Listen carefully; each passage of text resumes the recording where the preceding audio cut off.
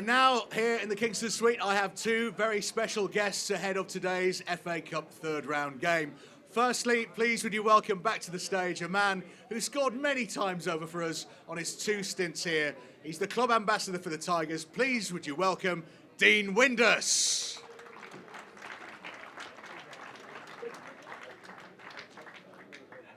Alongside Dean today is a former teammate of Dean's, a prolific striker wherever he went. He did play for Brighton after joining at the very beginning of his career from Swansea City.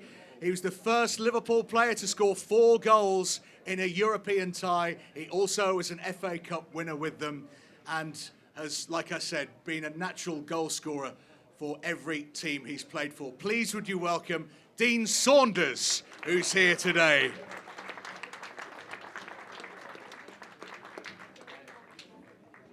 Hi Dean, welcome to Hull. How are you finding it? Very good, yeah. It was raining all the way up. It's good when I got here. It's all right. And has Dean been looking after you well?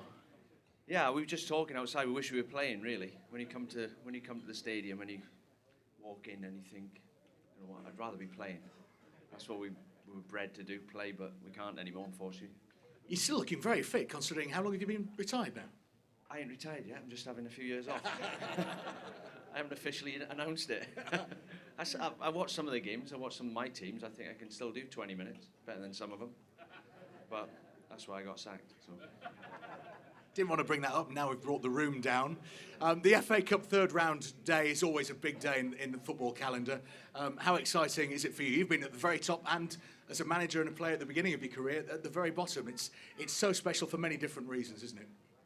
Yeah, when I think back, I was 18 and I played for Swansea against Bognor Regis and got knocked out.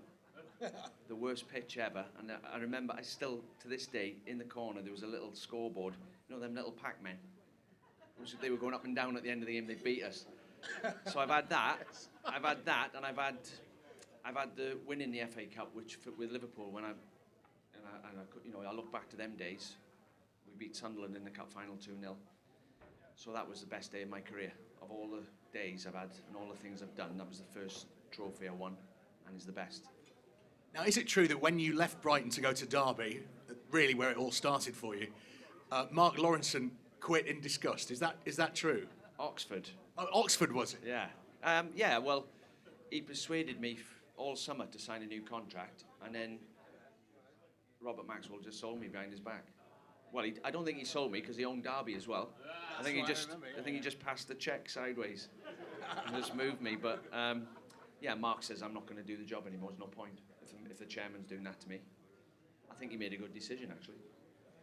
Now, you, Dean, have played with Dean. Where did you play with him? Yeah, at Bradford City, yeah. Funniest man I've ever worked with.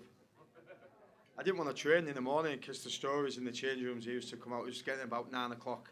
And then we'd have to be on the training ground for 10. And we was always late because he'd come out with another story and then another story. And there'd be about 15 lads in the change room just sat there listening to him telling these stories. And we'd be going, where are you? And we're going, well, we're blaming Dean because he's telling these stories every morning. And it was constantly for a year, every morning. And he just but it can take people off as well. That's the good thing about it. You know, we both do the after dinner circuit, and obviously I ain't heard Dean speak because I don't have to, because I know what it's like, and I speak to people and I go, what's Dean Saunders like speaking? He goes, well, the funniest man I've ever met. He's right. So who can he take off? Terry Orruth. There's a few actually, isn't there? Cluffy. Can you do Cluffy? Oh, go on, do Cluffy. Go on. No. Go on. No. Somebody, you all wanted to do Cluffy, right? Yeah. No, he's not paying me enough money. Make a fool of myself on stage, no. You have a drink during the game, and we'll get you back here after the game. We'll see if you've changed your mind. No, not a drink. You need to get another checkbook out. Tell me the story. That's nothing to do with me. Tell me the story about the steak that got away. The steak? The steak. I've been asked to ask you about the steak that got away. What was that? What steak? I should have asked you about this beforehand. Yeah. On my sheet, it says, ask Dean about the steak that got away. Instead, I'll ask you another story then. When you were at Oxford United, you played with Billy Whitehurst. Now, everybody in this room knows Billy, right?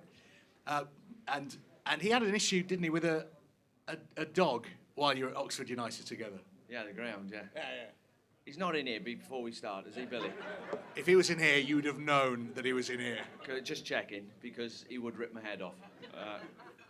He's the most aggressive.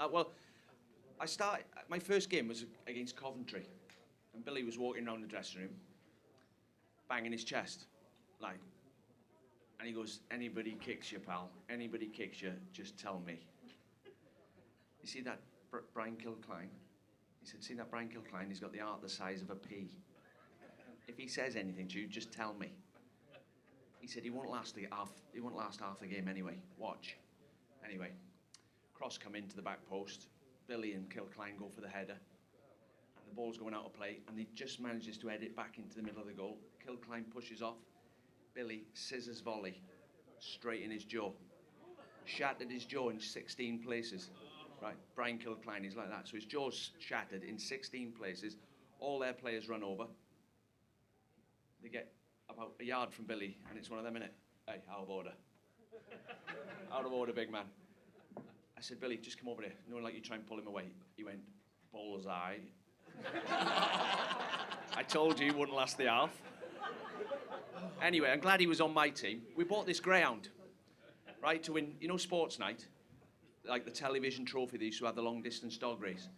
We bought this dog, $2,000 we paid for this dog. So Billy gets the trainer, he says, "Listen, look after this dog, get it fit, we're going to win the television trophy, Harry Carpenter on the telly." So the dog trains, gets it fit, runs in a preliminary race in the early rounds, comes round the third bend, pulls its hamstring, the dog, limps past the win line. Billy's had a massive bet on it. He's like this. "Where's the trainer? I'm going to rip his head off. Where's the trainer?" He finds the trainer, gets him by the throat, and he's ragdolling him now in front of all the bookies at Nottingham Dogs. He's like ragdolling him. He's going, "You fucking what way are you training the dog?" He said, "You've ruined it, you've ruined it." Oxford, we're playing for Oxford, right? Premier League, we're in the Premier League. We've got a game against Arsenal on Saturday. Walk into training, I can't wait to tell all the lads what happened with the dog, that he's got the trainer by the throat. Walked in the treatment room, he's got the dog on the treatment table, giving it ultrasound. Premier League team.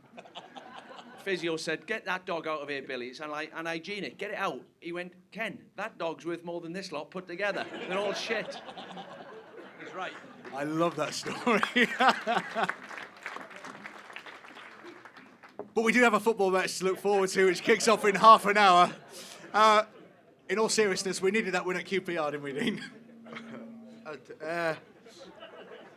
I've heard it that many times, I'm still laughing. Yeah, listen, a little bit of luck. We haven't done well away from home, have we? Everybody knows that. We're up and down, and in the Championship, you've got to... I sound really boring now about this, but in the Championship, you've got to be consistent. But, we've got that little bit of luck away from home. But today's a different kettle of fish, FA Cup. Dean had the privilege to play in a final. I missed out in the semi-final for Middlesbrough against Arsenal at Old Trafford, which that's the only chance I'd have got to play in the FA Cup final. And so it's a great chance again, to reach another final. If we win today, you don't know what's going to happen. Both teams will change the team, of course they will, because we've got Cardiff on Wednesday. Steve will be looking for that. So I think Chris Hewton will change their team, and I'm sure Steve will change ours. Give us a legendary score prediction. I think we'll win 3-1. Dean says 3-1. Dean, what do you say?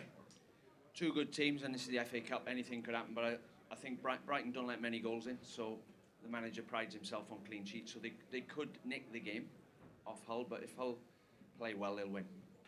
We'll see after the game. Thank you very much. Ladies and gentlemen, boys and girls, please put your hands together for Dean Windass and Dean Saunders.